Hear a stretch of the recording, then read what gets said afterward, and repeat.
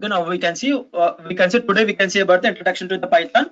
What are the different softwares or integrated development environments available for programming the Python?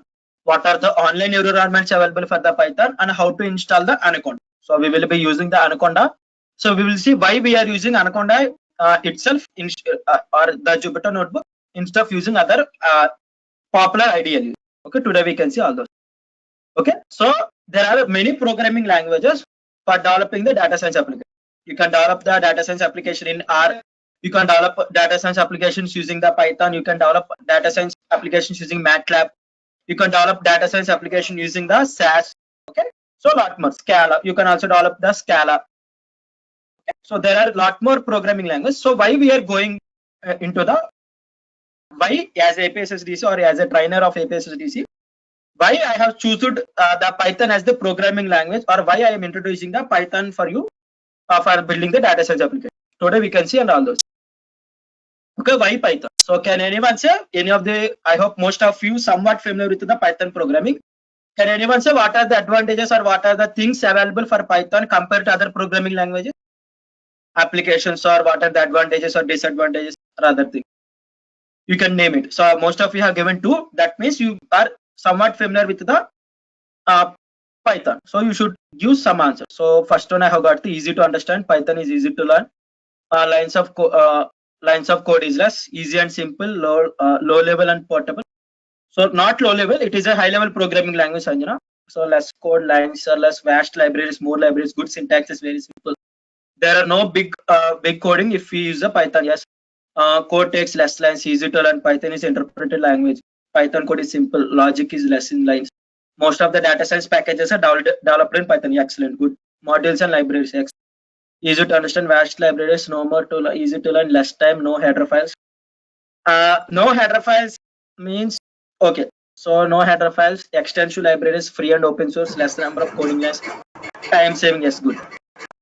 What are the answer you have given? Most are the common answers. So Python is the one of the programming, yes, dynamically typed programming language. Sir, but MATLAB has predefined functions for all libraries. Both OOPS and procedure oriented, good. Runtime errors. It's scripting, object oriented, functional programming language, excellent, good. Okay, so all those. So what are the answers your friends given? If you're not familiar, means you can take or note those points, and you can know that those are the application. I will also discuss each and every point in detail. So first and foremost thing. So first and foremost thing is it is easy to learn, easy to understand, easy to write the code. Okay, the first and foremost thing is that it is easy to learn, easy to write, easy to understand. Okay, so also it is having huge number of community. The first and foremost thing is that it is having large community in around the globe. So Python is having large community around the globe. So if I am having the community or nothing but the if there are a lot more of people who knows about that particular programming language, means if any at any point of time if you stuck up, okay, so if you, while building an application, if you stuck or if you don't know how to build, means so there is huge number of community in entire group so that they can helpful. Okay, there are many Telegram channels. So I am saying there are many Telegram channels. Each Telegram channel contains at least of 70,000 plus Python developers. Okay, like you and I, or otherwise there are developers who are available. So whenever you have got a doubt, you can directly post in that particular channel. Okay, there are at least 70k people. There are lots of groups in or channels in Telegram itself. Okay, you can ask them your doubt, you can verify, or whenever you have stuck or whatever the application you are building. Okay, while building the application, you don't know how to build. You can ask the community. Okay, within fraction of minutes or within fraction of hours, you definitely will get a reply. Okay, compared to other programming languages, Python is having the large or global community. It is having very huge. Okay, so then other thing is the easy to learn. Okay, anyone can learn. Okay, intermediate student can learn because it is not dependent on any of the other programming languages. You can directly learn Python as an intermediate student or other. Okay, only simply you should be capable of building the logic. Okay, or nothing but you should be capable of building the logics or think how to solve a problem. Okay, you should be capable of thinking how to solve a problem. Okay, next thing is the lines of code will be less compared to other programming language. The lines of code will be less. Okay, so there are some disadvantages over than other programming language. Like, see, the one of the foremost disadvantages compared to C programming languages, the runtime is slow. Okay, compared to C language. The C language code will run at if it is runs at 1 second means, so the Python code may run at the 10 seconds or 12 seconds. Okay, so that is the one of the foremost disadvantage Python is having compared to like traditional programming languages like C. Okay, but when compared to the C, so C I can't learn very easily. Okay, so but also it is, yes, it is interpreted based. Good. Okay, so I can't learn C programming language very easily. Okay, also I can't solve the errors very easily because I need to use the semicolons, flower brackets and all that. Okay, after entering into the code, yes, but C language takes long time to code. Then also the code will be more number of lines I have to write. Okay, I have to remember each and every syntax. I have to remember semicolons. I have to remember the flower brackets. How many flower brackets I have opened? I have to close those many flower brackets. So there are, so each and every I can't say that one programming language is better than other programming languages. Each and every programming language has its own disadvantage as well as the advantage. Okay, so here we can use the Python. So why I can use the Python as the programming language for the data science application is the one and foremost thing is it is having huge amount of community. Secondly, it is having the large amount of libraries or packages. Okay, we can see what is meant by libraries or packages in the upcoming sessions. So simply you should remember it is having large number of packages as well as the modules for building the data science application. So we will also be using few different types of few different types of packages. So someone asked like, why don't we use Java instead of Python? So one of the thing why we are not going to Java is the, so Java, so if you want to build an application, everything you have to write from scratch. Okay, everything you have to write. So if like for example, let us take an example of the recommendation system. Okay, so recommendation system is nothing but you have to write complete code on your own. While coming to the Python, so we are having some packages or modules. So by using those packages and modules, we can quickly code or quickly complete our application. Okay, so Java is also nowadays like becoming popular. So in data science applications, but it is not. It is far away from the Python program. Okay, so why? Because so if you start your journey for building the data science application using Java, it may take 3 months to develop that application. If you use the same application building using the Python, you may build that application within 1 month or nearly 1 month. Okay, that is the difference between building the data science application using Java or compared to the Python. Okay, that is the thing. So you can also build using Java if you are familiar with Java, but it takes more time for building the application. Okay, so again, so one of the it is having huge community. It is having huge number of packages. Like no other programming language has that many packages compared to Python. Okay, Python is having that lots of packages. You can do anything using Python programming. Okay, you can do anything. So using Python programming, you can do anything. But few programming languages are extend to doing some things. Okay, so using Java, for example, using Java, you can do some software development, other things. Okay, you can build some Android applications. You can build some games. Okay, but while coming to the using Java, you can't build the natural language processing applications or artificial intelligence application that much extensively using the Python. Okay, so Python is an all-rounder, so it can build any of the applications. So other programming languages are not that much all-rounded compared to the Python. That is the one of the advantages. So that is why we are also introducing the Python. So you can use this Python as the program language for data science applications or machine learning or data analysis or web development. Okay, you can take, you name it. Okay. So the one more thing is the next thing, popularity. So depending upon the popularity, if I want to learn the Python, any of the programming languages, so Python is the topmost. Python is the one of the topmost programming languages where everyone are searching in Google.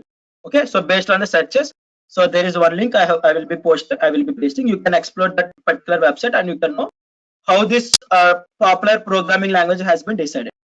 Okay, so there is one website called pypl.github.io/pypl.html. So if you observe here, depending upon the Google searches, they have identified Python is the one of the topmost programming languages where every people are searching. Okay, 29 point around the globe. So who are searching for any of the programming languages, it can be regarding the doubt or it can be regarding by learning or anything. If you simply search for Python, okay. So among, if I take 100 people, mostly 30 people are searching regarding Python. Okay, in 100 people, 30 people are searching for Python, 17 people are searching for Java. Okay, if you observe, there is 10% gap or 10 people gap between the Java and Python. Next, JavaScript takes third position, 8.31%. Next, you get a C sharp. Okay, 6.9%, like vice versa.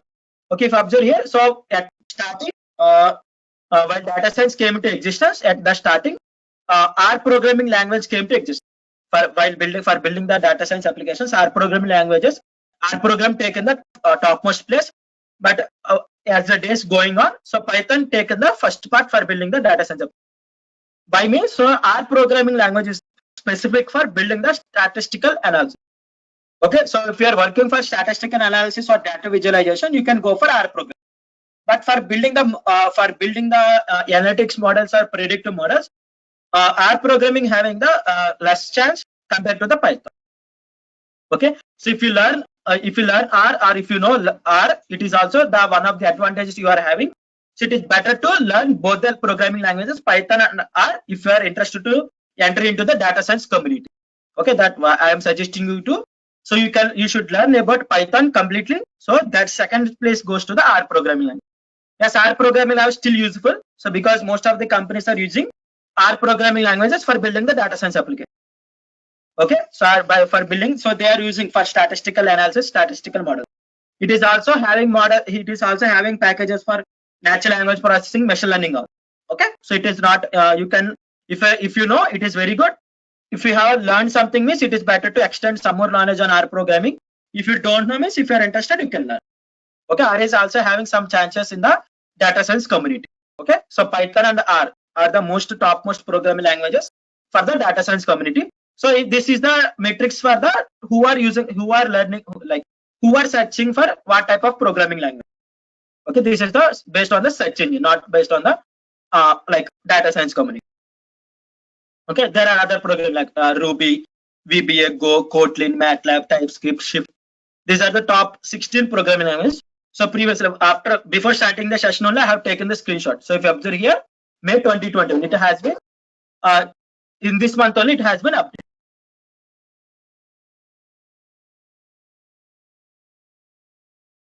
So Python as a programming language. So now we can see some introduction to Python as a programming language. So I hope everyone know who invented the Python programming. So Python programming has been created by developed by the Guderian van Rossum. He is the father of the Python programming language.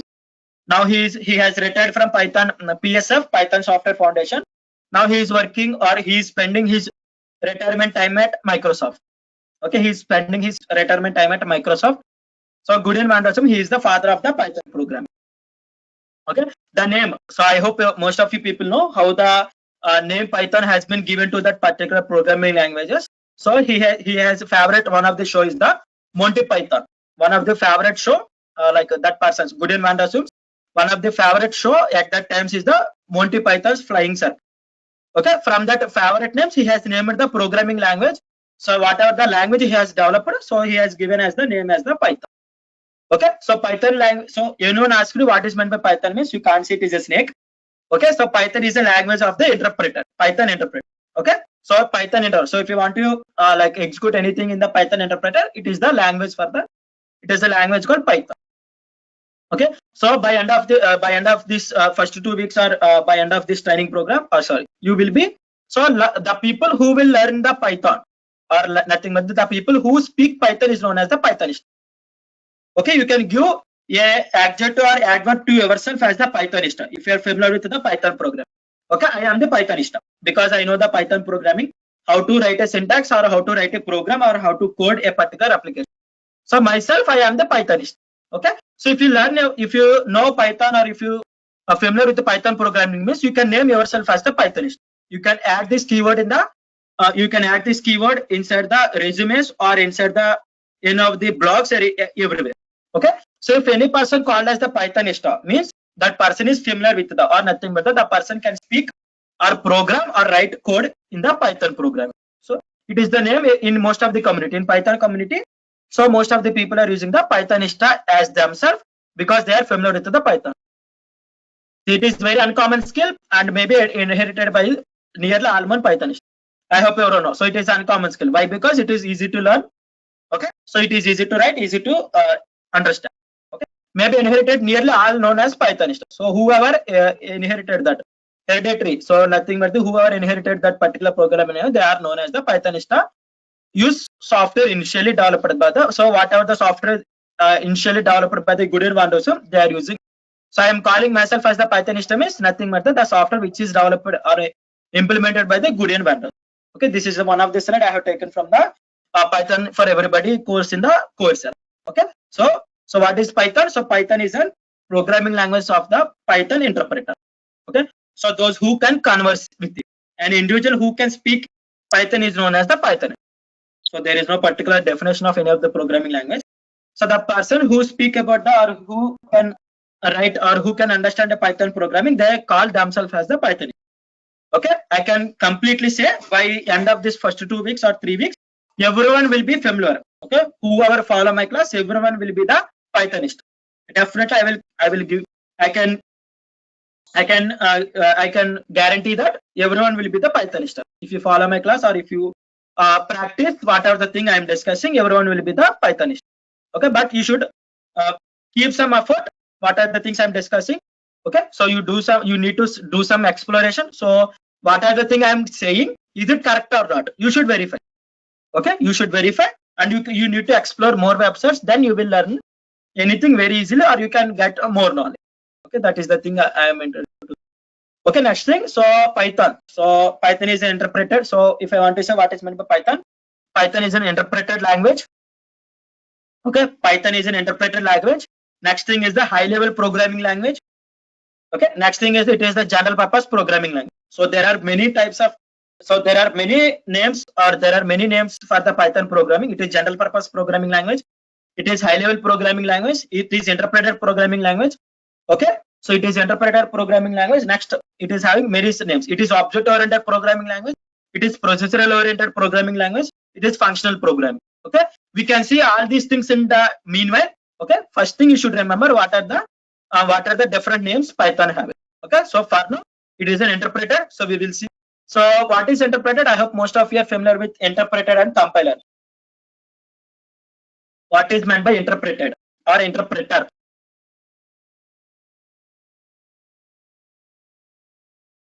If I am saying a particular programming language as the interpreter programming language.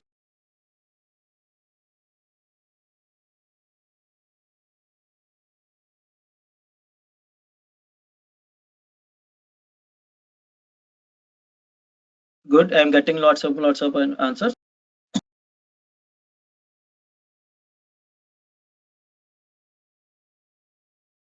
Excellent. So if I am saying a particular programming language as the interpreter programming language is that it executes line by line. I hope most of you are familiar with the interpreter versus the compiler. Okay, so I will show you while executing. Okay, after while entering into the programming language, we can see what are the difference between the interpreter as well as the compiler. So interpreter programming language is nothing but the dash execution will be done in the line by line. If I am written 100 lines of code, okay, if I have written 100 lines of code, if there is an error at 50th line, the execution will be stopped at the 50th line. Okay, the execution will be stopped at the 50th line. So if there are 100 lines of code, while coming to the compiler, if I return the 100 lines of code, if it will execute 100 lines of code and it will give you the error at which line the error is available. So that is the, I hope most of you are familiar with the compiler as well as the interpreter. Very good, excellent. I have got lots of fun. Okay, so compiler is nothing but it will execute complete code and it will give you that which lines the particular error is available. But while coming to the interpreter will tell you if that particular error is available at second line, the execution will be stopped at the second line and it will tell you the error is available at second. That is the one of the difference between the interpreter versus the compiler. Then can anyone say what is meant by high level? So there are 3 levels of programming languages: high level, low level, and intermediate level.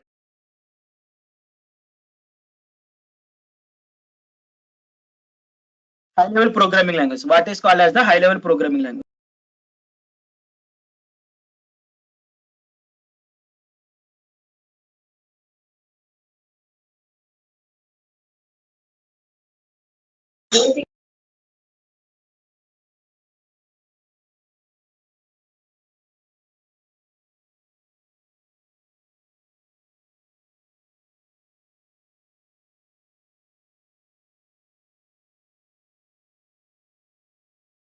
high level programming language. So easy to learn, not only easy to learn, human understandable language. Good. I got answer. It is totally understandable to human. So not easy to learn or easy to understand or easy to write. Any programming language can easy to learn, easy to write. So if you are like assuming that C language it is hard, means it is very hard. But if you are thinking that it is easy, means you can easily learn, easily write. Okay. So what is meant by high level programming language is nothing but the human understandable programming language. Okay. So if any of the programming language written in English words, okay, if any of the programming language is written in English alphabets or English words, that particular are nothing but the human understandable language. That particular language is called as the human or high level programming language or human understandable programming language. Okay, if you written a programming language in binary code, I hope everyone know the machine understandable language is the binary language. Okay, if anyone written that particular programming in binary, no one can write a particular code in binary, because I can't write a programming using the zeros and ones. Okay, so any of the programming language which can't understand by human being, okay, which is nothing but the zeros and ones, binary code or hexadecimal code. So that particular code is called as the low level programming language, because that can't be understood by the human. Okay, so but it can be understandable by the machine. So that is the difference between the low level programming language versus the high level. There is something called intermediary or assembly level. So machine understandable language. Good. Okay, low level programming language is also called as the machine understandable language, as well as the high level programming language is called as the human understandable programming. There is another intermediary programming language or assembly level programming language. So half part will be understandable by the humans, half part will be understandable by the machine. Okay, or nothing but the half things will be written in binary or hexadecimal, and half part will be written, the code will be written in the English word. Okay, assembly level programming language. So you can, once you can search in Google what is meant by assembly level, you can observe few examples and you may know what is meant by assembly level programming language. Okay, so for that like converting high level code to low level code. Okay, converting high level code to low level code is called as the software which is converting from high level code to the low level code, which is nothing but the human understandable code to the machine understandable code. That is, the software is used as the interpreter or compiler. Okay, so the purpose of the interpreter or compiler is to convert the high level code to the low level code, because we are running our code in the like laptops or desktops or machines.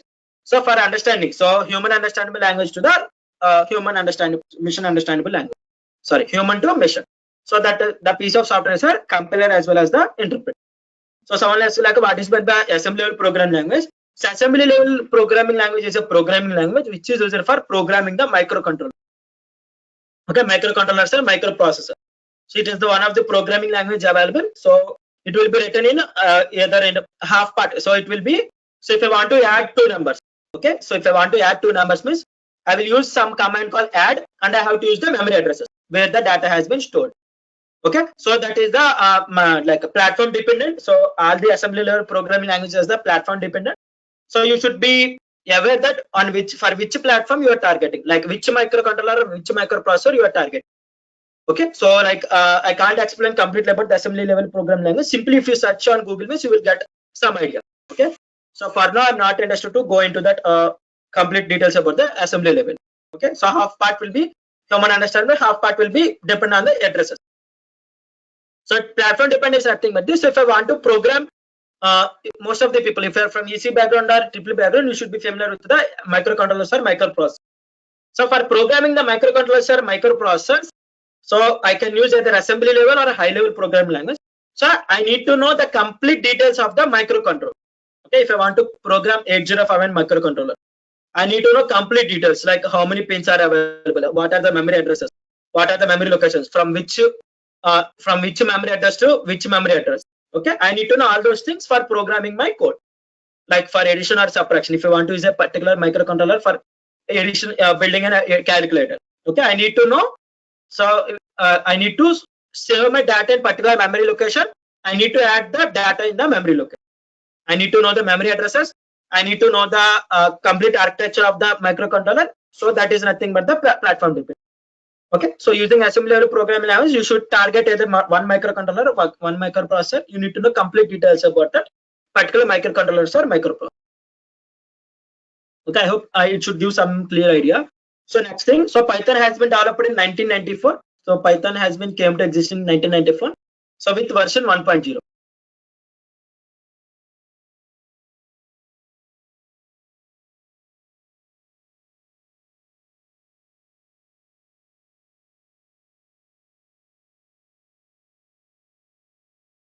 Okay, version 1.0 came to existing in 1994. Okay, version 1994 and version Python version 1.0 came to existence. From 1994 to 2000, after 2000, the Python version 2.0 came to existence. From 2000 to 2020. So from Python version 2.0 to Python 2.7 has been came to development. In 2020, January 30, in January and February, in those days, Python 2.7 has been stopped the development of the Python version 2 version. Okay, Python version 2 development has been stopped at 2020. Okay, from 2008 onwards, Python version 3 came to existence. There are a few differences between the Python 2 and Python 3. So there are few differences, but there are vast amount of differences between the version 1.0 to the version 2.0 or version 3.0. Okay, so there are few differences only between the version 2.0 to version 3.0. If you're interested, means you can see the differences. So we will be completely discussing about the version 3.x. Okay, it can be 3.8, 3.10 or 3. Any version. Okay, so in this training program we will be using the version 3 because the development of the version 2 has been stopped. So no companies are using the are interested to build the application using the version 2.0 or sorry version 2.x. So we will be discussing the version 3.x. Okay, from 2008 to till date. Okay, version 3.0 is becoming or implementing. Okay, from 3.0 to 3.10 in the May 3rd, version 3.10 came to existence or stable version. Now version 3.11 alpha 0. So version 3.11 is in the version 3.11 is in the testing part. Okay, so these are the history or timeline of Python programming from version 1.0 to version 3.11. Okay, we will be using version 3.8 or 3.7. You can use any of the versions. So if you're installing recently, means you can use either 3.8 or 3.9 or anything. You can use any of the versions. Okay, whatever the code we are discussing, that particular code is executable on any of the version 3.6. After version 3.6, the code will be executed. Okay, so if you are taking older version, means it is not good. So better to take any of the version after version 3.6. Okay, so 2019 version 3.8 and 3.7 came to existence in 2020-21. Recently, in March this month, March 3rd, so version 3.10 stable version has released as well as the version 3.11.0 alpha. So alpha is nothing but the testing part. Okay, so that is nothing but the timeline or history of the Python program. Okay, so Python is an open source. I hope everyone know open source is nothing but it is easy to use. Sorry, it is free. It is free. We no need to purchase any of the softwares for, or we no need to use see any of the licenses for using the programming language. So Python programming language is an open source. Okay, so now let us see what are the few language properties. What are the properties? So everything is an object. So whatever the variables are we are creating or what are the data types we are using, everything is an object. Okay, we can see what is meant by object and all those things while discussing in the object-oriented programming language. Okay, for now you should remember everything. So what are the thing we are using? Everything is an object. Okay, object or thing in English. Object is nothing but the something. Okay, so next one, it is having the modules, classes and functions. It is having properties of modules, classes and functions. Exception handling. So Python is having the exception handling. We can see all those things. Dynamic typing. So dynamic typing is nothing but the, so we no need to declare or we no need to define the data type of a variable before declaring a variable. Okay, we no need to define the data type of the variable, so for declaring the variable. Okay, so that is nothing but the dynamic typing. So it is having the property of polymorphism. So I hope everyone know polymorphism is nothing but the, so same property can be used for multiple data types. Okay, we can say in object-oriented programming language, it is also one of the property of OOP.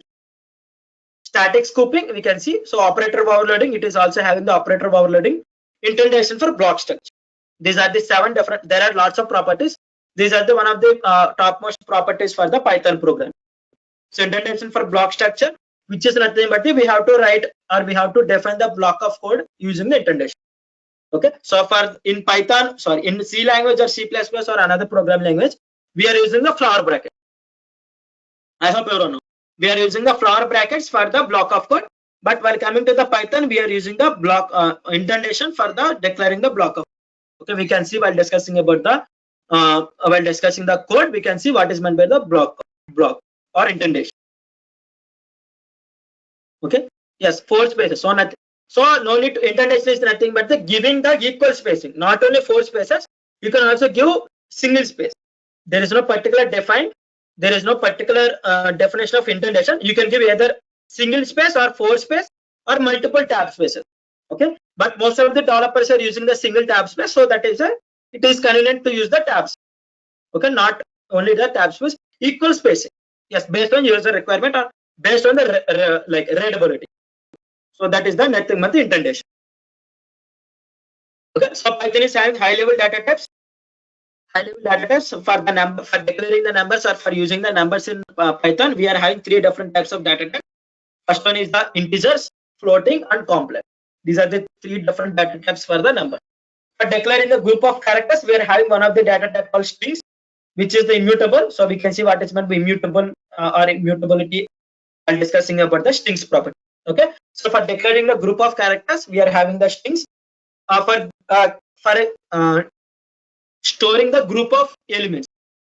Okay, so for storing the group of elements, there is the data types called lists, tuples, sets, and dictionary. These are the other 4 different types of data types for storing the group of data. Okay, we can see. So those are called as the containers.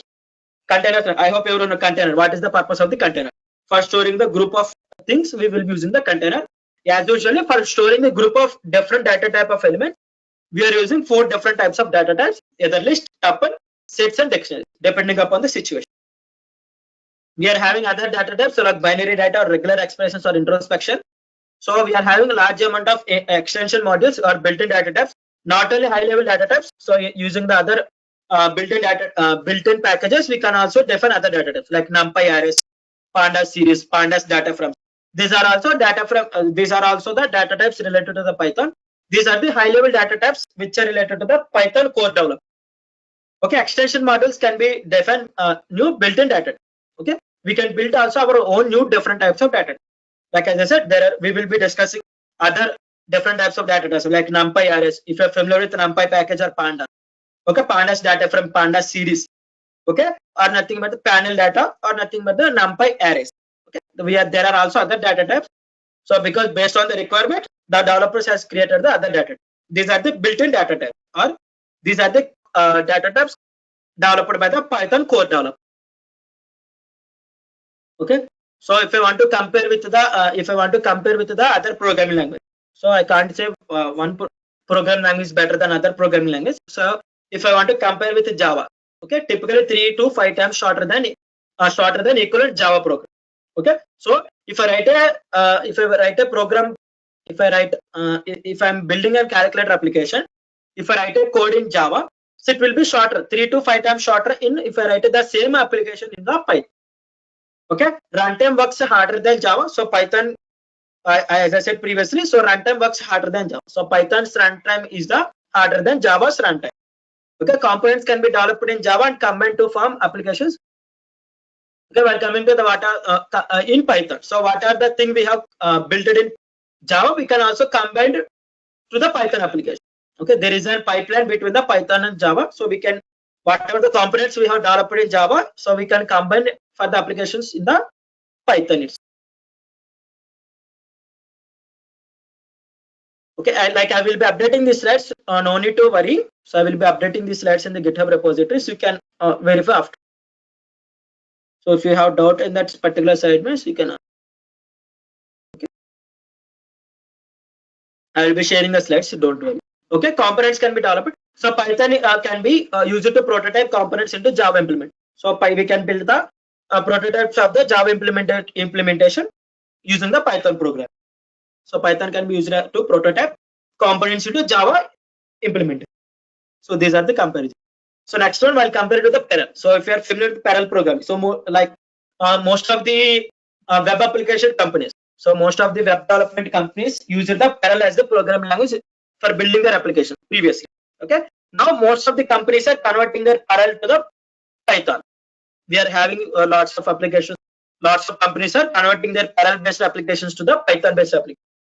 Okay. So there are like similar. There are many similar things compared to the Perl as well as the Python program.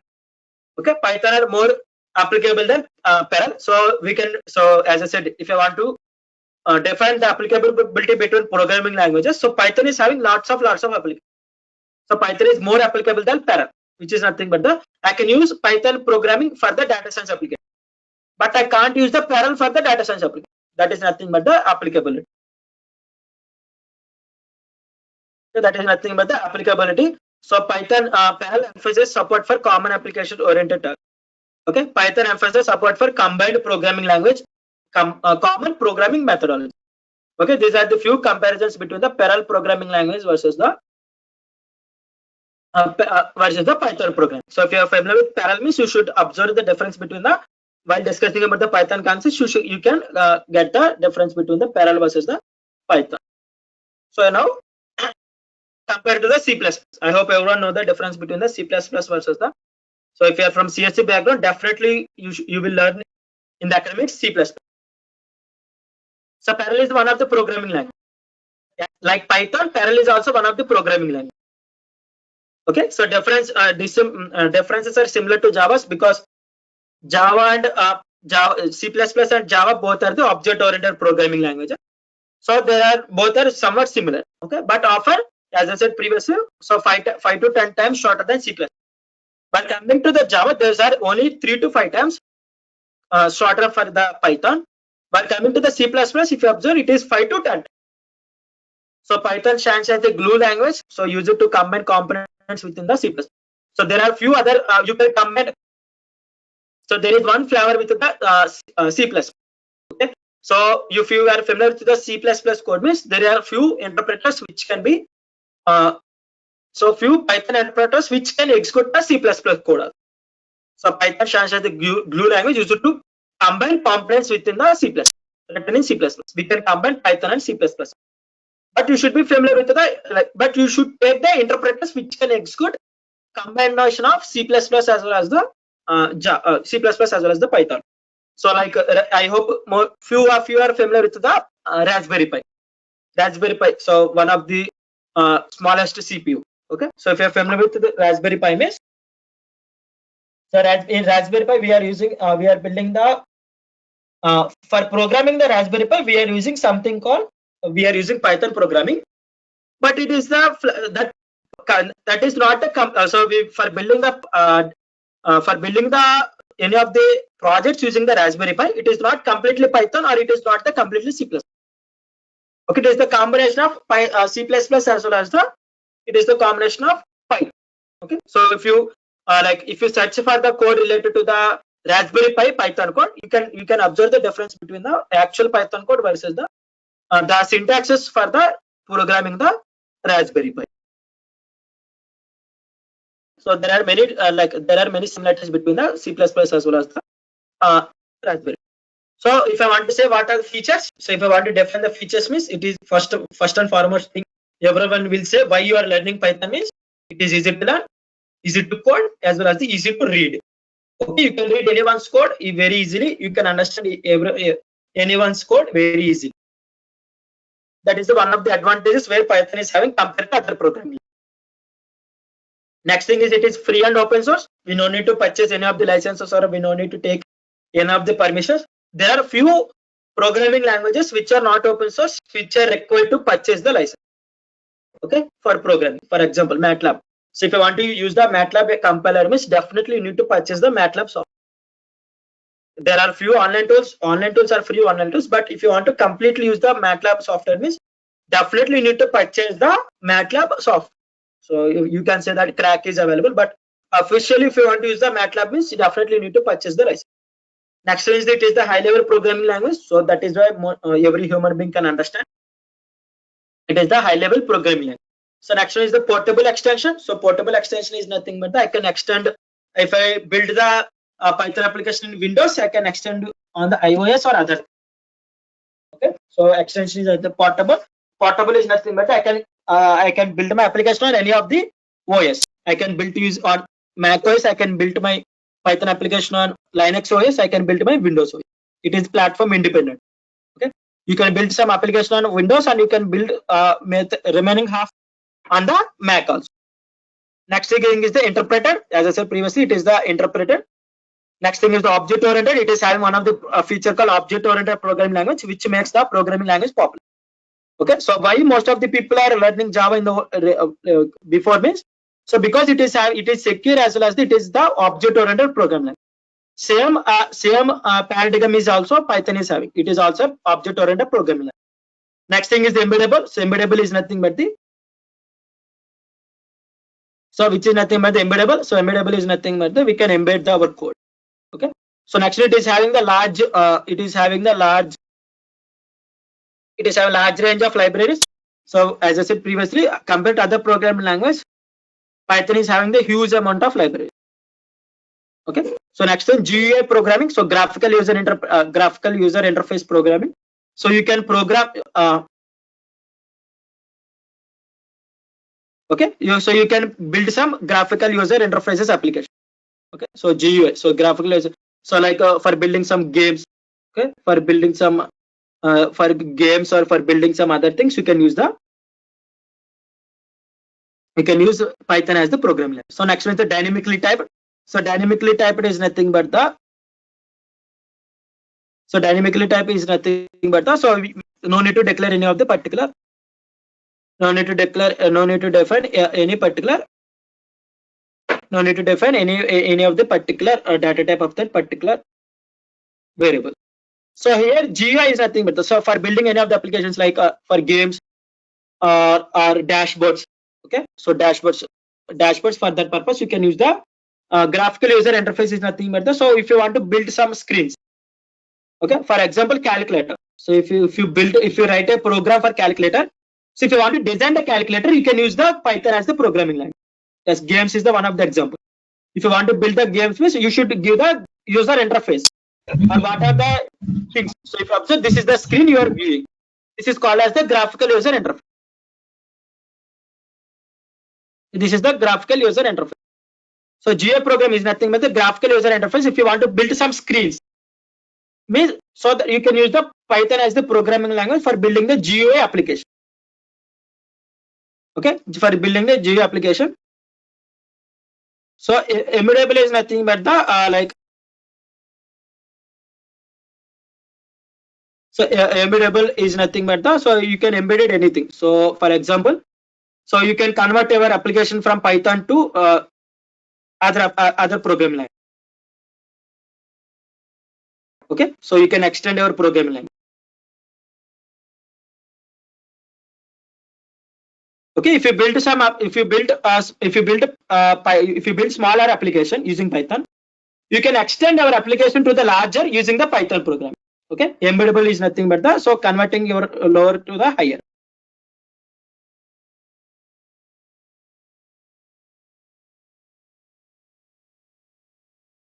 I hope most of you got a clear idea about all those things. Okay, so a few things will not be understood like GUI or embeddable or object oriented.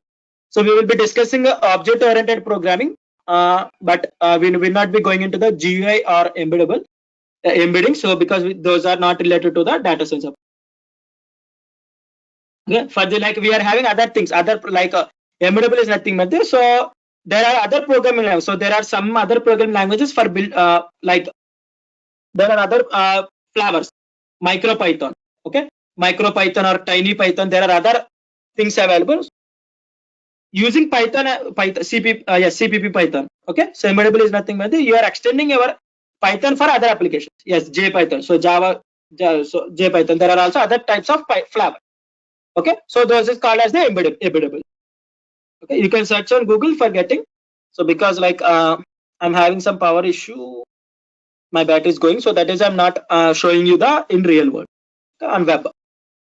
Okay, you can search. There are different flavors, like as a friend said that CPP Python or JPython. Okay, or also other things. Okay, so next thing. Okay, what are the applications? What are the different applications Python is having? So these are the different applications Python is having. So you can build all those applications using the Python as the programming language. Okay, like first thing is the artificial intelligence, because one of the topmost programming language in entire globe is the topmost technology where everyone are working is the artificial intelligence. Okay, I hope everyone using one of the artificial application. What is the artificial applications every mobile contains? AI application. Most of you interacted with the one of the artificial intelligence Face application. recognition. Yes, facial recognition. I can't say facial recognition completely as the AI application. Based on how you have constructed the application, so the facial detection may vary. Voice assistant. Yes, Google Voice Assistant. Okay, Google Voice Assistant is the one of the I can say. So Google Voice Assistant. Whenever you call Hey Google, automatically the voice assistant will talk back to you. Okay, that is the one of the application every mobile contains, like Siri, okay, or Amazon Alexa or Windows Cortana, okay, all those things. So here I'm saying, so few people have given as the fingerprint as well as the facial detection. So it is saving your facial points. Okay, every mobile is using the every mobile saving your facial points, and it is comparing your facial points with your face. If it is comparing it with your facial points, it is not an AI application. Okay, so if I want to say facial recognition as the AI application means, so if you change your face also, that your mobile should recognize your face. Okay, so then I will be saying that a facial recognition application is the AI application. So here fingerprint also. So here fingerprint is not an AI application. Simply it is saving your fingerprint, and it is comparing your general fingerprint with the part of the fingerprint it has been saved. Okay, fingerprint will not goes with the AI application. Like someone given as the Google Lens. Yes. Okay, Google Lens is the one of the applications. So if you use the Google Lens, you can simply convert from picture to text, or okay, image to text. Okay, you can read some text from images. You can read some data from like anywhere. You can translate. You can convert from one language to another language.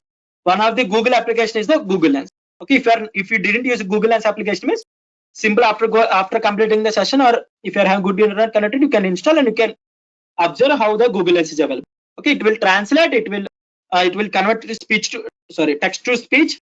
Okay, it will also translate. It will text to speech. It will convert from it will do OCR, object character recognition. Okay, which is nothing but it will convert from image to text. Okay, so it is having the few different applications. So it is Google Lens is one of the best application as the AI. So next thing is the machine learning.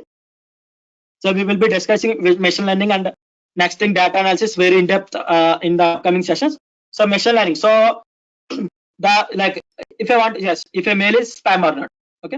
So someone is saying like facial recognition. So face detection. So I can say that face detection or facial recognition as the machine learning application. Okay. So it will predicting. So if I want to say a particular, I hope everyone observe the spam mailbox inside the mail, or otherwise, if you didn't hear about spam is, you should be familiar with the promotions, social, okay, updates, social promotions, updates in these three boxes in the Gmail. Okay, these three boxes in the Gmail.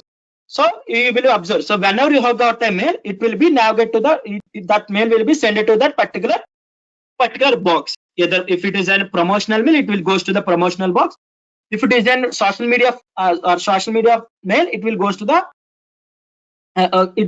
social network. If it that particular mail contains the updates, it will goes to the updates. Okay. If it doesn't classify mails, it will be in the inbox. Okay. As usual, spam or not. Spam is nothing but. So if I saying you have earned 1 lakh rupees, simply click on this button to credit into your account. I have sent a mail. So you have earned 1 crore rupees. Click on this button to transfer to your account. Okay? So it is a spam mail. Spam is nothing but which is harmful for you. It is called as the spam mail. So yes, as your friends are suggesting, image editor apps, car predictions or house predictions. Okay. So I hope everyone mobile. So if I want to say complete application is that, I hope everyone is using the mobiles. In mobiles, there is something called portrait photo. Portrait. Okay. So which is nothing but you are blurring the unnecessary things, and you are giving only the images. Okay. So blurring the unnecessary things, and you are highlighting few parts. So that is one of the application in the machine learning. We can see in depth into the difference between AI and machine learning while discussing, as well as the data analysis. So data science compulsory requires the data analysis. Yes, most of you are giving a different applications. So we can see in-depth applications while discussing the machine learning. So self-driving cars comes under the AI applications, Sanjana. So we can see how the what are the things inside the self-driving cars in the upcoming. For now, these are the applications we can build using the Python as the programming language. So data analysis, web development. Okay, you can also build the web development, web applications. Okay, using web frameworks like Django or other frameworks also. Okay. Next thing is the game development. You can build the games using the Python. Okay. Next thing is embedded applications. You can build the embedded applications. As I said previously, it is having the one of the feature of embedded. Next thing is the scripting applications. You can script, which is nothing but the getting the data from the database to the front end or front end to database. Okay. You can also use the Python as the scripting language. Okay, which is also called as the functional programming and other things. These are the few, or these are the top. Other than these 7, so data science also one of the applications.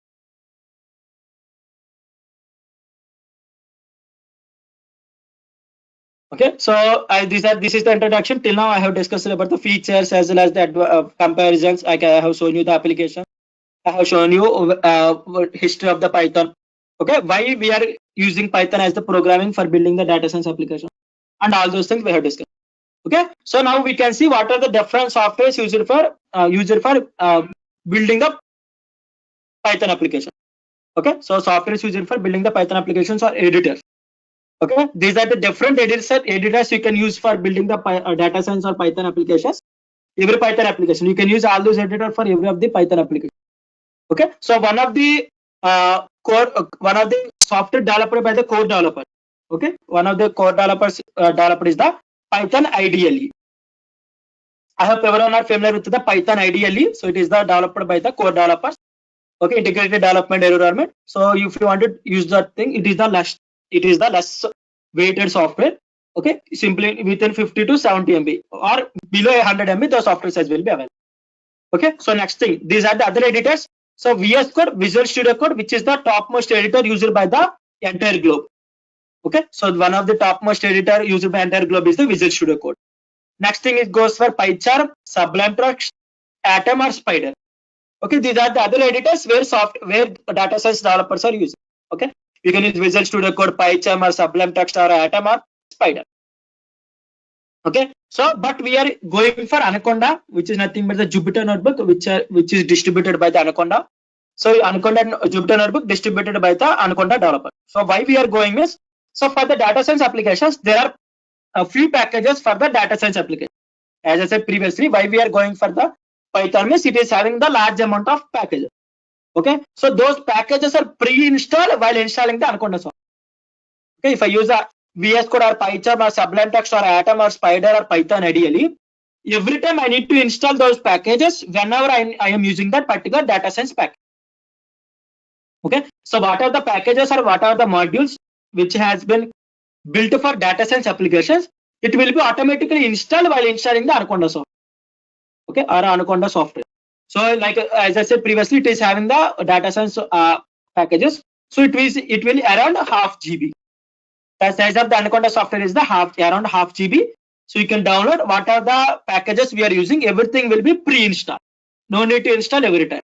Okay, but if you are using PyCharm or Sublime Text or Visual Studio Code or Atom or Spider, every time you need to install what are the package we are using.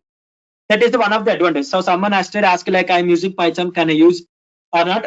I'm using like Spider, can I use or not? You can use, but you need to whenever what are the package I'm using, you need to install, then only you can use that particular package. There is one more advantages where Jupyter Notebook is having. I will discuss afterwards. So one of the advantages is nothing but we can combine our text versus the code. Okay, text plus code. We can write text as well as we can write the code. We can insert images into our program. Okay, we can insert videos or we can insert the links. We can insert text inside our code. Okay, using the Jupyter Notebook. So notebook platform, most of the data science researchers or most of the Python researchers are using the Jupyter Notebook for researching or for academic purpose or for academic purpose, for researching purpose, they're using the Jupyter notebook. So that is why we have also introduced the Jupyter notebook. Okay, so I will be updating all those things in the GitHub repository, no worries. So I will show you how to install and all those things. Okay, so if you are having less amount of resources, like as I said previously, if you want to use the Jupyter notebook, at least for the latest version, you should have Windows 10 operating system. Okay, for the if you are having Windows 8 or Windows 7 operating system, you have to use the older version. You have to use the older versions of Anaconda software. I will show you how to download and all those things.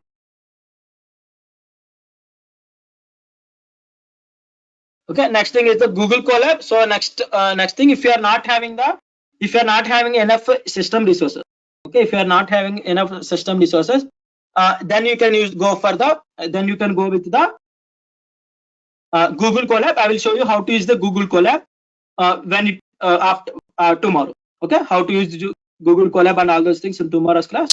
For now, so you can use Google Colab also similar to the Jupyter Notebook. Okay, based on the Jupyter Notebook only, the Google has been developed based on the Jupyter Notebook. Google have developed one of the notebook environment, which is the which is called as the Google Colab. I will show you how to use the Google Colab in tomorrow's class. Okay, and also today I will show you how to install the Anaconda software. And next thing is the Google Colab is also online. So if you are having steady internet connectivity, okay, if you are having steady internet connectivity, good internet connectivity, and not having the enough RAM, okay, sufficient amount of RAM, then I will suggest you to go for the Google. Then I will be suggesting you to go with the go to the using Google Colab. Okay, so next thing is the Data Lab. There is also Data Lab, which is the paid version of Google, which is the paid version of Google. So you like my best suggestion is to either use the Google Colab or Jupyter Notebook. There are other notebook environments also available. So as I said previously, so everyone are using the notebook environment. I will tell you why there is something called notebook. Here I am saying notebook. Tomorrow I will tell you what is the notebook environment, difference between notebook and as well as the PyCharm or VS Code and all those things. Okay, I will show you in the tomorrow's class. Okay, so today you should remember there is something called notebook environment. Okay, so next thing is the Data Lab. So there, if you are not having good internet.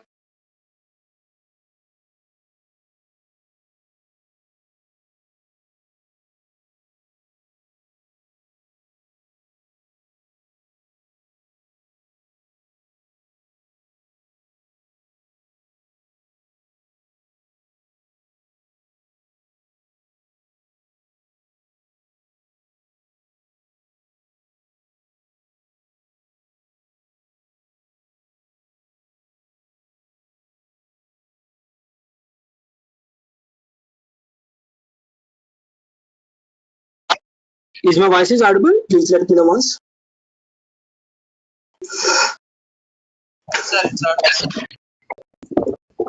So Swami sir, can you please make me presenter for now?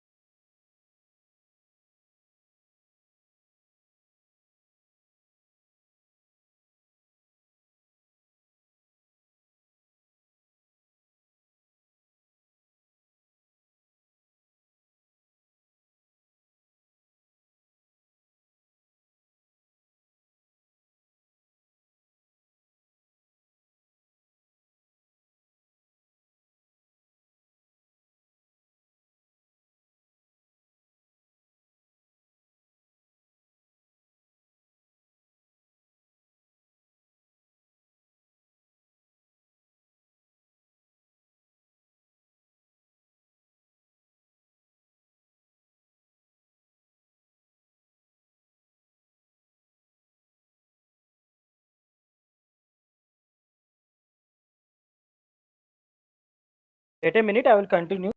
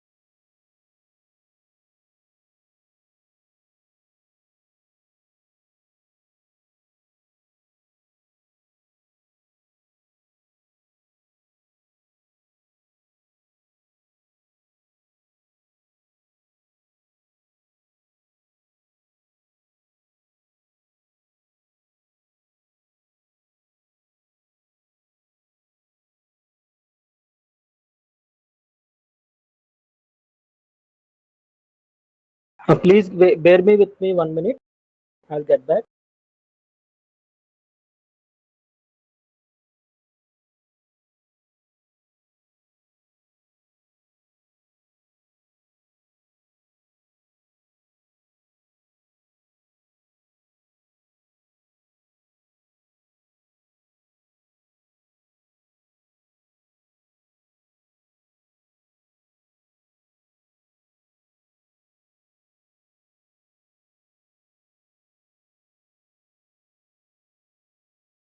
Is my voice is audible now?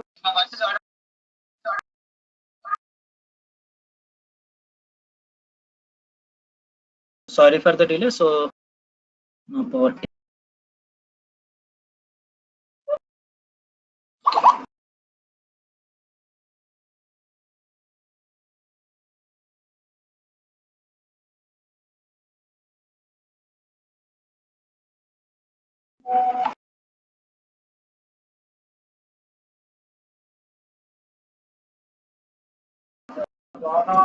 Okay, so these are the other softwares which you can use for building the data science applications. Okay, so these are, you can use either Colab or you can use either Anaconda, you can use either REPL.IT. So someone asked like, can I use the online editors? So you can use either Colab. I will show you how to use the Colab in tomorrow, or you can use if you are familiar with the REPL.IT. So I not use it the REPL.IT editor for the data science applications. Maybe it is not possible for REPL.IT. I will check and I will get back to you if you can use either for using the REPL.IT for building the for this entire session. Okay, tomorrow I will check. There is something called Kaggle. So I will show you what is meant by Kaggle. You can use Kaggle or one of the online platform for building the data science application. You can also use Azure. So Microsoft has been built the on Azure Cloud. They have built the Jupyter Notebook. So if you are there is no chance of using Jupyter Notebook on your local system, is you can use the Azure Jupyter Notebook. So my best preference is to use install the Anaconda software if you are having laptop or desktop, Anaconda distribution or Anaconda software into your local machine. So if you are like, why? Because it is better to it is the one of the best way to learn one or more editors. So don't stick to any of the one editors, because if you are familiar with the PyCharm, is better to know about how to use the VS Code or Sublime Text, because company to company they are prefer the some different editor. Okay, depending upon the company to company, they will be preferring use some different editors. So one of the best practice is to you should be familiar with more than one different editors. Either PyCharm, so some companies prefer Spider, some companies use PyCharm, some companies use VS Code. Okay, some companies develop their data science application on Jupyter Notebook. Okay, so you are telling that I'm familiar with PyCharm, so I'm not interested to use Jupyter Notebook, means it is not the best way. So if you are using PyCharm or anything, it is best practice to familiar with the Jupyter Notebook also. Okay, so if I think most of you will be familiar with the IDLE, one of the basic like in editor developed by the software Python code developers. While in the academics, most of your faculty people will discuss about the Python IDLE. Okay, so these are the other tools you can use for Python programming. So for this code, for this training program, we will be using something called notebook structure. For notebook structure,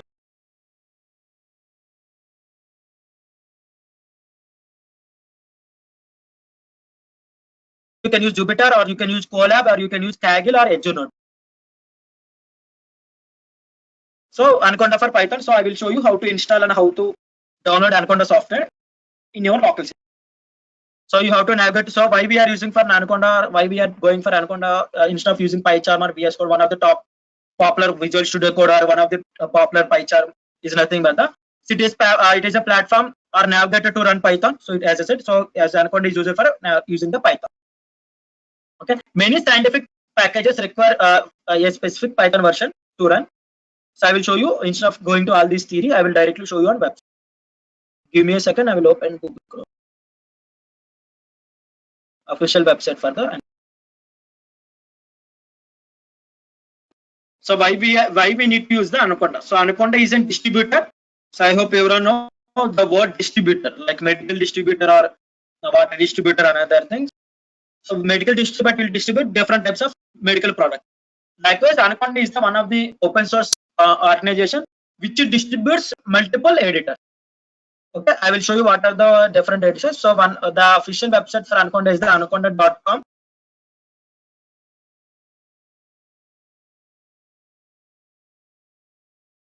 I posted in the chat box. See, if you observe here, the one of the websites. So your data science toolkit. Toolkit. I hope everyone know the meaning of toolkit. Okay, that kit contains every tools required for some operation. If you are an carpenter, or if you are an electrician, or if you are in meditation, or physician. Okay, everyone will having some toolkits which contains every tools for the job purpose. So similarly, so Anaconda is one of the distributor which distributes the data science toolkit. Okay, with over 25 million users globally. Okay, so 25 million, so 25 lakhs, 25 into 10 lakhs, 250 lakhs people are using the Anaconda as for the data science application. So the open source, as I said previously, open source edition, it is easy way to perform either Python or R. Okay, it is also like Jupyter Notebook is used for more than one programming language, not only for Python or not only for R or not only for Scala. You can use Jupyter Notebook for any of the programming languages. So, but mostly for Python and R. Data science, machine learning on a single mission. Okay, so on a single mission, so most of the people are using the Anaconda distribution. For downloading, so if you observe here, what are the things we will be getting? So open source. So as I said previously, Anaconda is an open source. Conda packages. So Conda packages, which is nothing but other than Python core packages, we are having other Conda packages 7,500 only data science and machine learning package. Okay, only for data science and machine learning, we are having 7,500 and Conda package. Okay. So automatically those packages mostly we can download. So most of the packages we will be getting. Also we can access those 7,500 packages from Anaconda distribution. Yes, so some of the basic packages are NumPy, Pandas, Matplotlib, Scikit-learn, Seaborn. Yes, as Mohan says. Okay, those are the packages. So it can be for R or it can be Python. So again, we can also manage the multiple environments or nothing but the virtual environment. Okay, if time permits, we can also create one environment and we can see how for the data science applications, how the people are creating the environments. Okay, for application to application. Okay, environment. I hope you know what is the meaning of environment. Space environment or summer environment or winter environment. The environment is nothing but the changes, room to room. So what are the different packages? These are the popular packages. Okay, these are the popular packages for data science or other applications. All these packages will be pre-installed. You don't need to install manually. So installation part will be very simple, but you don't need to install here. PyTorch we will not be getting. TensorFlow we will not be getting because TensorFlow package itself. TensorFlow package it contains more than 2 GB. PyTorch is also more than 1.5 GB. The package itself. So these two packages will not be getting will not be pre-installed while install the Anaconda, but we have to install manually. Other than these packages, we will be getting Jupyter Notebook, SciPy, Spider. Spider is an editor. Jupyter Notebook is an editor. These two will be automatically pre-installed. Matplotlib, Conda environment, Pandas, NumPy, okay, Bocage, Dask. These things will be pre-installed. So for building the machine learning, so these are the tools most of the people are using. Okay, so for visualization, data science community, open source community, active fingerprints. So Anaconda edition, the open source world to robotics as well as the data visualization. Okay, it is the best. These are the different environments which we will be getting pre-installed. So as I said previously, Anaconda is the distributor. It distributes multiple software. So if you observe, it will distribute the command prompt. Okay? After installing the Jupyter Anaconda, you will be installing one Jupyter or Anaconda command prompt. Next thing you will be installing the Jupyter Notebook.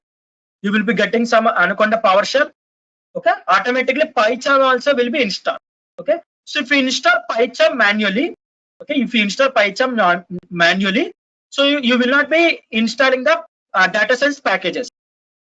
Okay, but if you use the PyCharm from the Anaconda navigator, what are the packages installed while installing the Anaconda? Those packages can be accessed by this PyCharm. I hope you should be getting idea. So while installing the Anaconda, PyCharm will be installed. While installing the Anaconda, PyCharm editor will be installed. So if you use the PyCharm from the Anaconda, so you can use all the packages which are available inside the Anaconda. Okay, but if you install PyCharm manually, you will not be getting those packages or data science packages will not be pre-installed. Also, like for the GUI applications, we are using something called Kubernetes. Okay, so there is something name I forgot it, but I think Glueviz. Sorry, I have forgotten. Glueviz for the visualization. Most of the people are using one of the editor called Glueviz. Okay, or nothing but JupyterLab. So JupyterLab also one of the top popular for the research as well as the academic purpose. So one of the editor Orange. Okay, Qt console for GUI application. Okay, Qt console will be installed, RStudio will be installed, Spider editor will be installed. Okay, these are the some will be pre-installed depending upon the version you are installing. Some will be you need to install manually.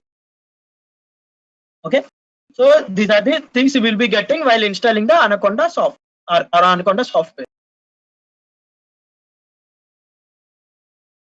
So Anaconda for enterprise also available. So if you want to, if you like for enterprise version, so for like you will be getting these things. So for schedules you can buy, you can add it, you can deploy. Okay? For these things you have to, for as a company you have to go with. Okay, so this thing is available. So Anaconda is available for Windows, Mac as well as the Linux. Okay, if you now get to the bottom, so if you observe here now for Python 3.8, if you install Anaconda, this Anaconda software latest version, you will be getting Anaconda with Python 3.8 version. So you can use either graphical installer or 64-bit or 32-bit. I hope everyone know the what is meant by 64-bit or 32-bit. It is the operating system dependent. Okay, while using Mac OS, you can install two different types: graphical installer as well as the command line installer. Okay, I suggest you to install the graphical installer only. So because you are familiar with the graphical, so if you are not familiar with the if you are familiar with the command line, means you can also go with the command line. Wait a second, I have unfortunately clicked the button. Okay. Okay, simple one click. If you click means automatically the software will be downloaded. For the Linux, we are having few different types. For the Linux, if you are from Linux user means you should be familiar with what are these things. Okay, what are the these things? So 64-bit, x86, Power 8, Power 9, AWS Graviton 2, Linux or IBM Z. I'm not that much. I'm not a Linux user. I am a Windows user, so I'm not that much familiar with this like technologies. Okay, simply you can directly go and download the 64-bit install. Yeah,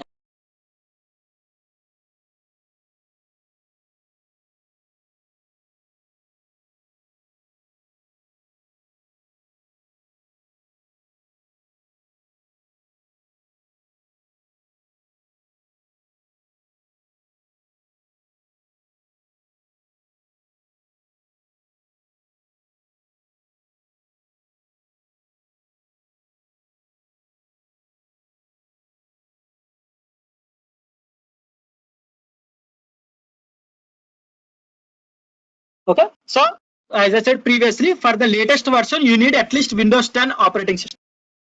Okay, for the newest version, if you want to use the newest Anaconda version, you should have the Windows 10 operating system. You can ask me how I know. If you go with the system requirements, means you will observe that you need at least of Windows 10 operating system for using the latest version. So if we are having Windows 8 or Windows 8 or Windows 7 operating system, if you are using it, you have to click on the archive. Okay, if you have to click on the archive, then you will be getting the older version. Okay, you will be getting the older versions. So I suggest you to download the older version of the Anaconda if you are using the Windows 7 or Windows 8 operating system. Okay, so let me suggest you one of the versions. So now what is the version? You can use any of the older versions. So here it is not mentioned. Let me give you the link, exact link. So it is installed in 2018. Okay.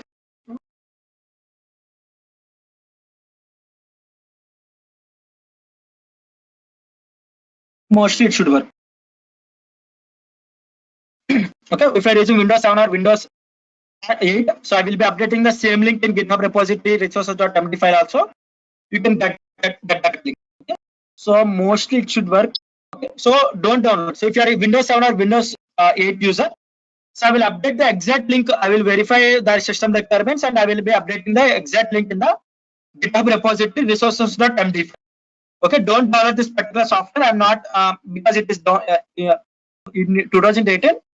Mostly it should work. If it is not working, means you will be losing 632 MB of mobile data. So I will be giving you exact link if you are Windows 7 or Windows 8 user in the GitHub repository.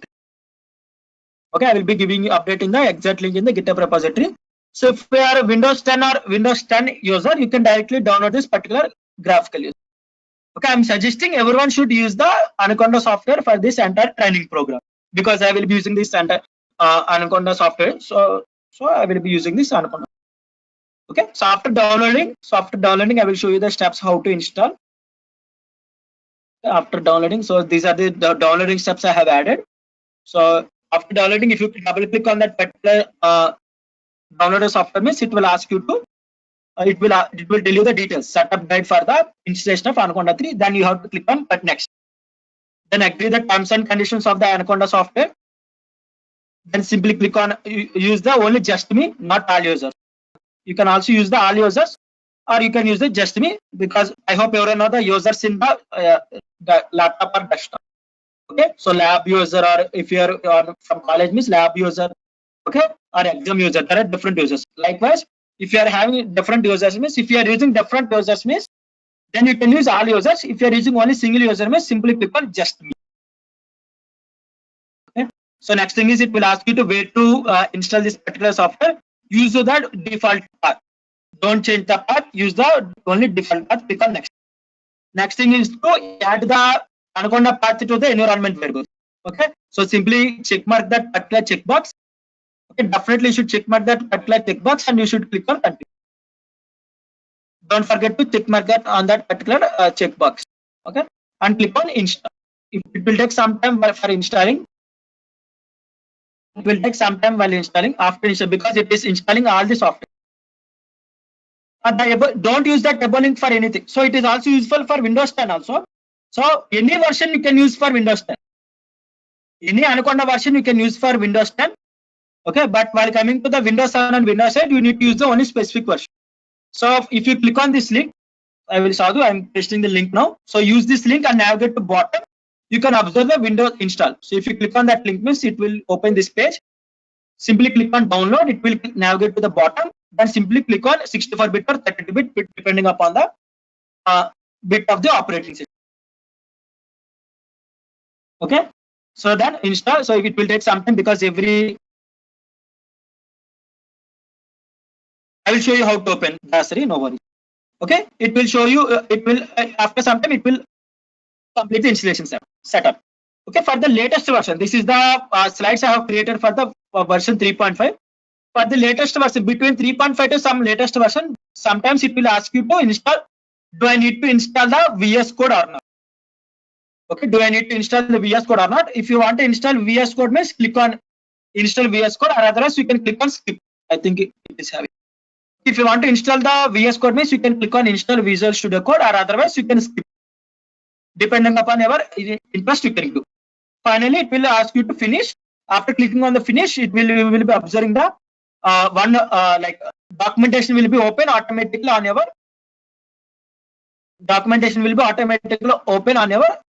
any of the web browser. You can go through that documentation, or simply you can close. Someone asking like which part? So simply these are the common steps where every software is used for installing. Next, I agree. Next, simply check mark on that particular check mark and simply install. Next and skip. If you are not interested to install a VS Visual Studio Code, and finish. These are the common steps. So nearly the software size will be if you observe the latest version 477 MB. If you are having steady internet connectivity, not now you can download. Otherwise, after completing the session, you can download. Okay, so if you want to know how is that particular software is installed or not, simply after installing, if you open after installing, I will show you practically. If you 7 or Windows 10, simply click on home page. Okay, if you click on home page, means it will simply check for the Anaconda. So Anaconda A. So Anaconda. So this is here we are having Anaconda. So all the editors, whatever the editors are said, all the editors will be automatically installed. Spider, Jupyter Notebook. I have installed only the Spider and Jupyter Notebook. So Anaconda. Okay. So if you want to verify whether that particular software is installed or not, simply click on home button. Okay. Simply click on home button, or you can search for Anaconda, or simply because Anaconda is simply go for Anaconda. Okay. Anaconda. So you can observe the Anaconda Navigator will be installed. Anaconda PowerShell will be installed. Anaconda Prompt will be installed. Jupyter Notebook will be installed. Spider will be installed. So this is my older version. If you are using the latest version, maybe other softwares will also be installed. Okay, so if you want to verify is that correctly installed or not, simply click on the Anaconda Navigator. Okay, simply click on Anaconda Navigator. Anaconda Navigator, it will within fraction of seconds it will open the Anaconda Navigator. So because I'm having a less amount of system resources, it will may take a lot more time compared to your system. Maybe it will be open. Okay. So again, you can. So we are here. We are using only the Jupyter Notebook. Here we are only using the Jupyter Notebook. You can open the Jupyter Notebook from Anaconda. Okay. You can use the every system will have Anaconda Navigator. Yes, every system will automatically after installing the Anaconda software, Anaconda Navigator will be installed. Okay, I have already installed, so that is I'm having the Anaconda Navigator. If you didn't install, means Anaconda Navigator will not be available.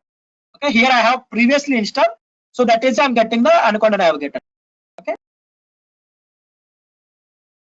Okay, it may take some time for opening the Anaconda Navigator. Here we are using from the Anaconda distributor. We are using the Jupyter Notebook. Okay, so for opening the Jupyter Notebook, simply click on the Jupyter Notebook.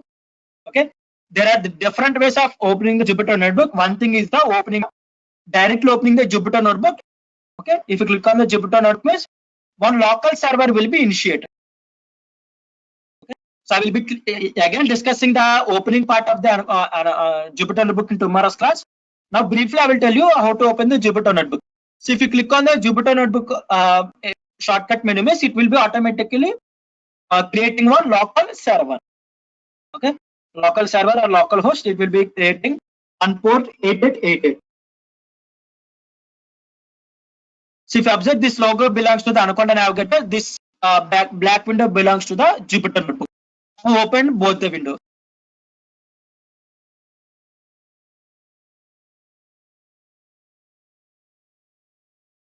Okay, depending upon the system configuration. So because you have recently installed, so you are not using many of the applications, so automatically within fraction of seconds it will open. So I'm using lots of system resources for other things, so that is it is taking lots of time for opening. Okay, so these are the things. Everyone understood how to install the software. So till now I have discussed about the why we are using Python as the programming language for data science application. Okay, so I have discussed about the why Python, what is the importance of Python, what is the features of Python, what are the applications of Python, and what are the different softwares available for Python. Next, I have shown you to how to install the Python.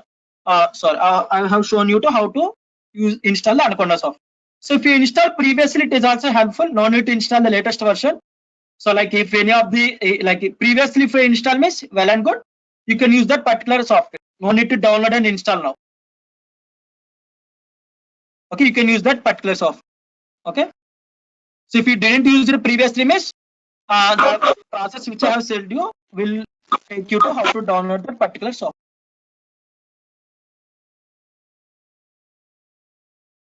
Till now, is it clear? Anyone having any doubts?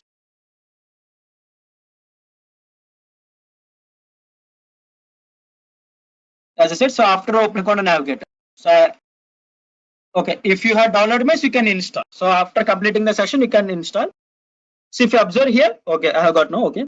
So as I said previously, I have shown you the previously automatically. So mostly you will be getting command prompt, Jupyter Lab, Jupyter Notebook, PowerShell, PyCharm. So if you want to use the GlueWiz or Orange or RStudio, you have to install. Okay, Visual Studio Code. So mostly, maybe I have previously installed. That is, I'm getting the launch options. So mostly we'll be getting Jupyter Notebook.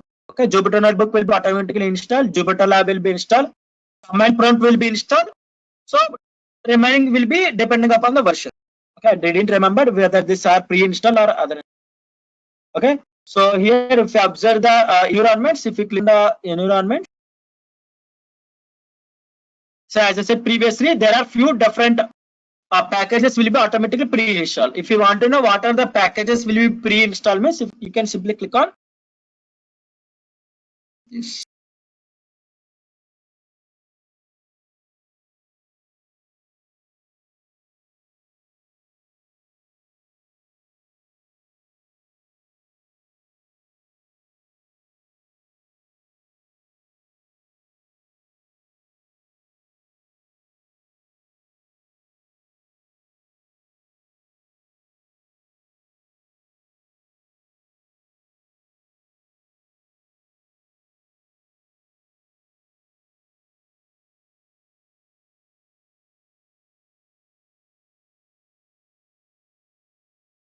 Give me a second. My Anaconda Navigator is not responding.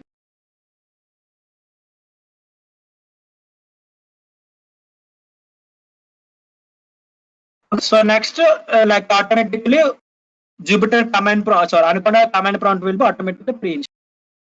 Okay, Anaconda power command prompt.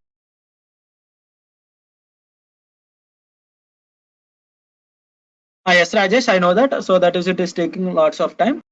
Okay, so if you so command prompt will be automatically installed. From this command prompt also you can navigate to Jupyter Notebook.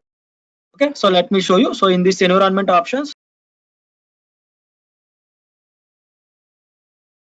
Okay, so these are the packages. These are the all the Python packages automatically pre-installed.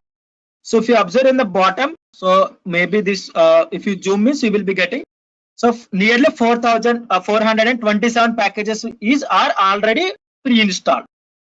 427 packages. While if you install any of the other PyCharm or VS Code directly, means you will be getting only the nearly less than 100 packages. Okay?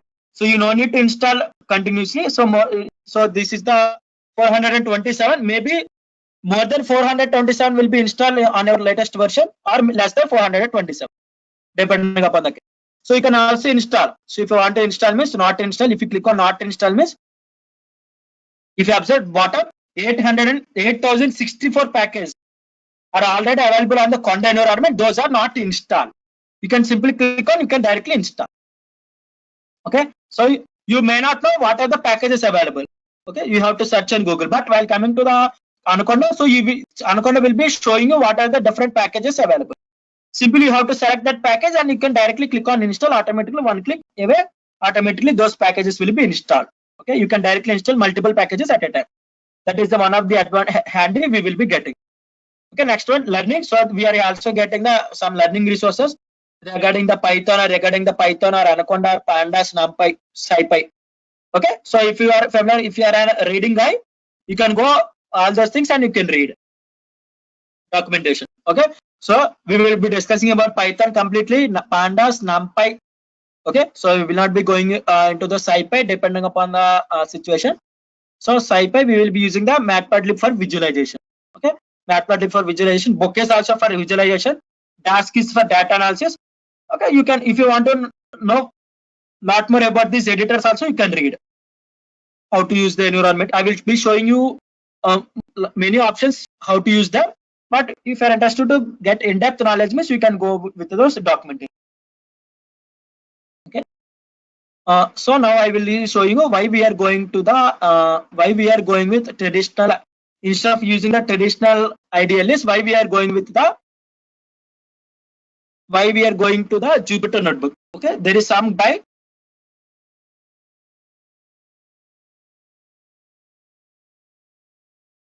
Donald Knuth. There is some guy called Donald Knuth. Okay, so there is one guy called Donald Knuth. So he has introduced something called literature programming. Okay, so most of the developers are using this particular paradigm. Nothing but those Jupyter Notebook is also based on this literature programming paper. So I'll be copy pasting this link. I will also update this in the resources MD. So if you are having free time, it's better to read this particular published paper. Okay. So Donald Knuth is one of the researcher, computer science researcher. So he has published one paper called literature programming. So what is literature programming? So what is meant by literature programming? Nothing but the combining of code as well as the. Okay. So if you use any of the PyCharm or ideally of other things, means you can't include any of the images or you can't include any of the description or paragraph inside the programming. You can simply comment some lines of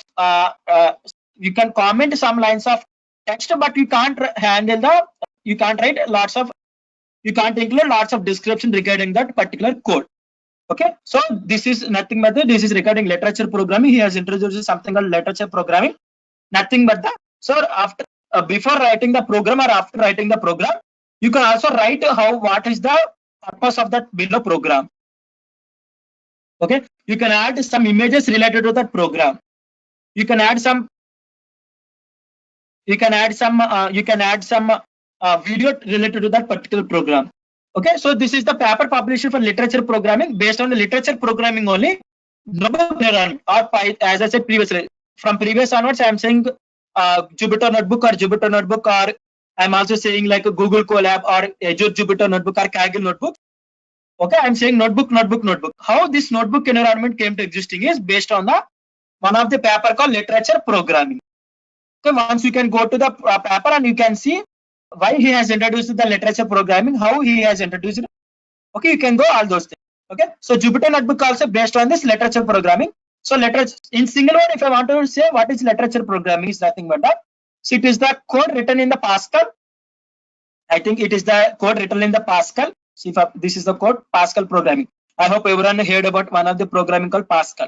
Okay, so if you want to add some description to that particular code means you can directly add this. This is the entire code program file or notebook program file.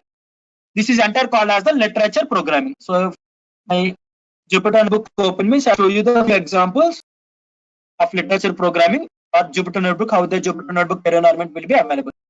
Okay, so combination of code versus the text.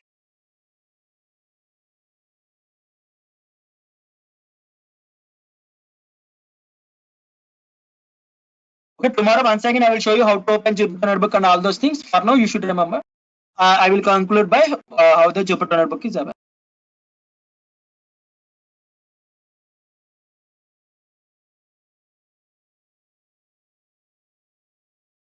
So most I hope everyone know the extension for Python files. So if you use any of the other things like PyCharm, VS Code or Python IDE means access the ip.py. This is complete Python code. This is also Python programming file. This is completely Python programming. I can add the images. Okay, I can add the images regarding. So this is the project. This is the project related to the clustering algorithm. Okay, we will be discussing clustering algorithm in further days. So what are the different clusters? I have added few descriptions. Okay, so while observing this notebook, you can learn lots of things. I have added the image. So what are the different types of flowers? So this notebook is related to the clustering of the image flowers, iris flowers, setosa, versicolor, and virginica. So that if I want to, so if I given you the simple code means you don't know what is meant by versicolor or what is meant by setosa or what is the virginica. Okay, this is the nothing but the notebook environment. Here I can add description or images. I can also add the Python code. So this is the Python code. I hope everyone know the print is the command for getting the output for the user. I have added the Python code. I can execute the Python code. Also, I have added I can add the description. So this is the description. This is the image. This is the image. Okay, this is the. Okay, so I can use. So I can write multiple code in single file. Okay, I can write the multiple code in single file. So if you observe here, so this is the. So previously, if you want to use the PyCharm or other things, means you have to write different outputs, or if you want to, you need to like you can't save the output of a particular code. So this is the output. You can automatically save and you can use that. You can observe the code when in future also. What is the output for the particular code? Okay, so this is the like if you observe here, I have done this on 2020 December 8, but the outputs are remains still the outputs are remained. This is the output of the previous code. This is the output of the previous code. Okay. So I can combine multiple. I can write a group of code in single Python file. I can save that code. I can save the output. Okay. I can also add the images, hyperlinks. I can add the videos and all those. Okay. So this is the purpose of the Jupyter Notebook. But we can't do this in the traditional .py files. Okay. We can't do this in the traditional .py files if you are using PyCharm editor or other thing. Okay. This is the environment. So this is the notebook environment. This is based on the literature programming. Okay, this is the based on the literature programming. So what is the literature programming says? Combination of, so he has introduced one paper called literature programming. Literature programming says you can combine write the code as well as the text description. So if you remember here, so if I observe here first line, a cluster is a, so I can add what is meant by clustering. Okay, description.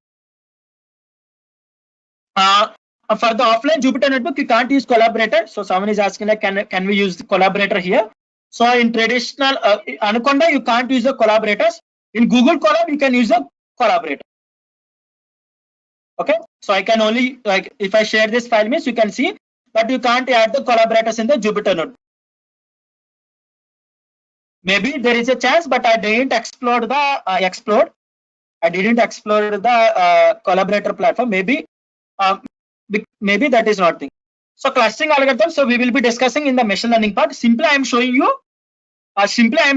this part how the Jupyter notebook is available. Okay, no one knows. Mostly among the 200 plus students, no one knows about clustering algorithm. Maybe if you explore means. Okay, simply here I am showing you how the Jupyter notebook environment is available. Yes, unsupervised learning. Yes, correct, Mohan. It isn't one of the algorithm in unsupervised learning in machine learning part. Okay, so this is the Jupyter notebook environment.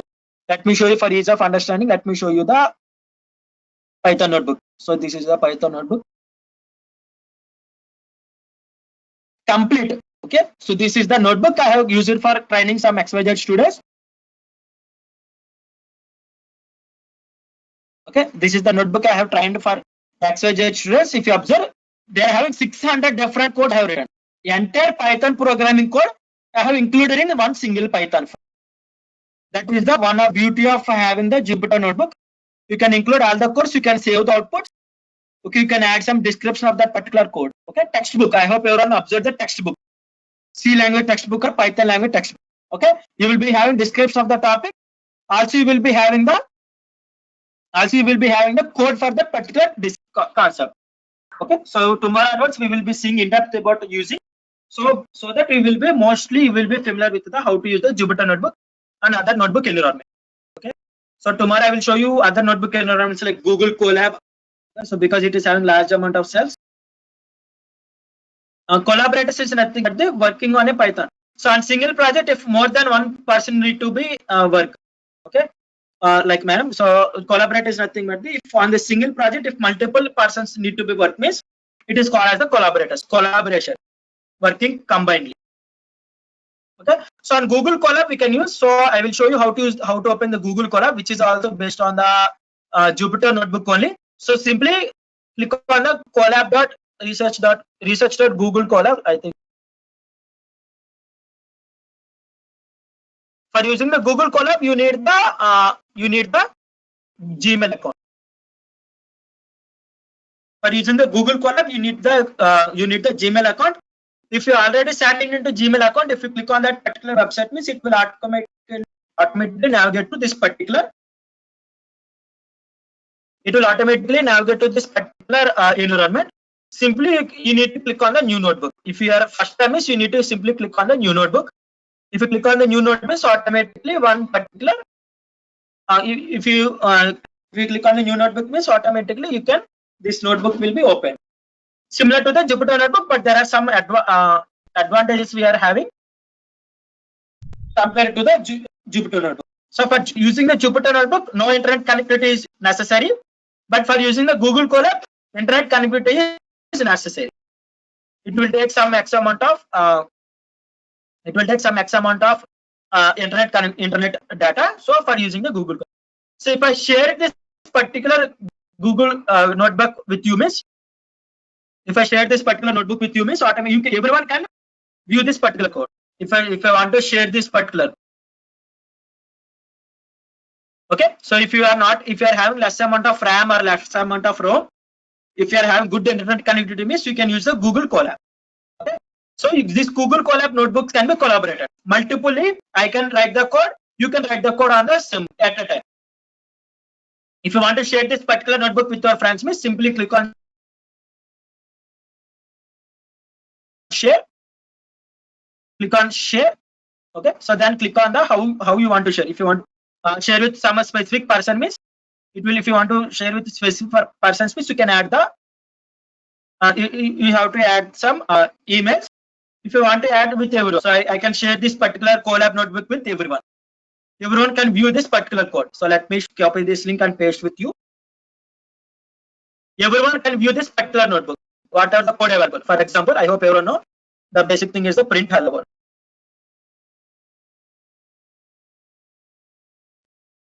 If I given you the write permissions, you can also write the code. If here I have given only the view permissions, you can only view the code. Okay. If you click on that link, means everyone can be view this particular notebook. Okay, in Hello World. So this is the output I have got. This is also similar to the Jupyter notebook. For this, you need the internet resource. That is the only difference between Jupyter versus Google Colab. I will also show you the software. Whenever you have open the Google Colab, automatically 116 GB RAM server will be installed. So I will show you.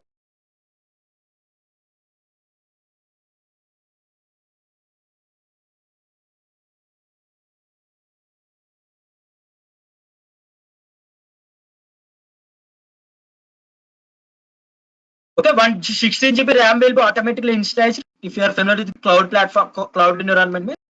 116 GB RAM environment will be automatically installed. Okay, so I will also discuss and I will also share the materials, all those things in tomorrow's. I will add these things in the. I hope everyone remember the GitHub environment. So for installing the Anaconda software, it will take some time. Okay, so everyone try to install the Anaconda software tomorrow. I will add all the necessary links in the resources.md.